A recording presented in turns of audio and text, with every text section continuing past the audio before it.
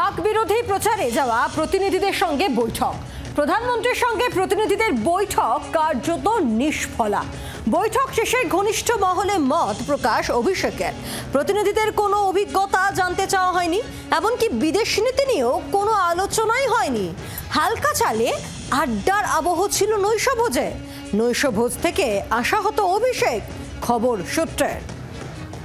রাজীব চক্রবর্তী রয়েছেন টেলিফোনের প্রতিনিধি। রাজীব, তাহলে এই নৈশভোজে থেকে একেবারে আশাহত হলেন অভিষেক বন্দ্যোপাধ্যায়, খবর সূত্রের। তাহলে কি কোনো রকম মত বিনিময় হয়নি, শুধু একটা আড্ডার আবহই ছিল? কি জানা যাচ্ছে? দেখো, সূত্র সেরকমই জানাচ্ছে। প্রধানমন্ত্রী নরেন্দ্র মোদী তিনি যে 7টি প্রতিনিধি দল বিদেশে গিয়েছিল, সেই 7টি প্রতিনিধি দলের সদস্যদের রেখে পাঠিয়েছিলেন নৈশভোজে, এবং সেখানে একটি বৈঠক বা আলোচনা হওয়ার কথা ছিল। অনেকেই আশা করেছিলেন যে প্রধানমন্ত্রী নরেন্দ্র মোদী তিনি তাদের কাছে তাদের অভিজ্ঞতার কথা জানতে চাইবেন, তাদের সঙ্গে আলাপচারিতা করবেন, তারা কাদের সঙ্গে কথা বলেছেন, তারা কি সাড়া পেয়েছেন বিদেশের বিভিন্ন মহল থেকে, সেই বিষয়গুলো নিয়ে কথা হবে। এবং অবশ্যই সেখানে একটি সংসদের বিশেষ অধিবেশন ডাকা উচিত, যে দাবি উঠেছে দেশের অন্দরে সে কথাও কেউ কেউ বলতে পারেন, এমন বিষয়গুলিও কেউ কেউ ভেবেছিলেন। কিন্তু অভিষেক বন্দ্যোপাধ্যায় তিনি বৈঠক থেকে বেরিয়ে ঘনিষ্ঠ মহলে জানিয়েছেন যে তিনি আশাহত। কারণ তিনি আশা করেছিলেন যে প্রধানমন্ত্রী যখন এক বৈঠক ডাকছেন, সেই বৈঠক অনেক সিরিয়াস হবে, গুরুত্বপূর্ণ হবে।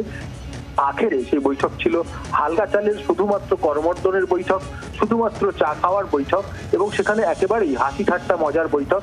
এখানে কোনো রকম আলোচনা হয়ে ওঠেনি, এমনটাই সূত্র মারফত আমরা জানতে পারছি। এবং সেক্ষেত্রে প্রতিনিধিদের কাছ থেকে তাদের অভিজ্ঞতা জানতে চাওয়া, তাদের কোনো বার্তা দেওয়া, তেমন কিছুই ঘটেনি। এবং আন্তর্জাতিক মঞ্চে সর্বদলীয় প্রতিনিধি দলের যে অভিজ্ঞতা হয়েছে, তারা আগামী দিনে ভারতের কি অবস্থান হওয়া উচিত কূটনৈতিক স্তরে, তা কোনো সদর্থক আলোচনা এমন কিছুই হয়নি।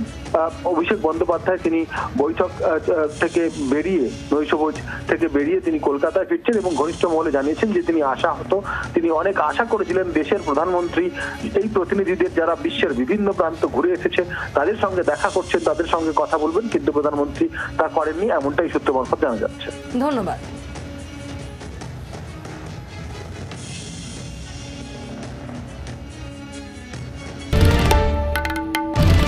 বাংলার আওয়াজ, বাঙালির আবেগ, জি 24 ঘন্টা।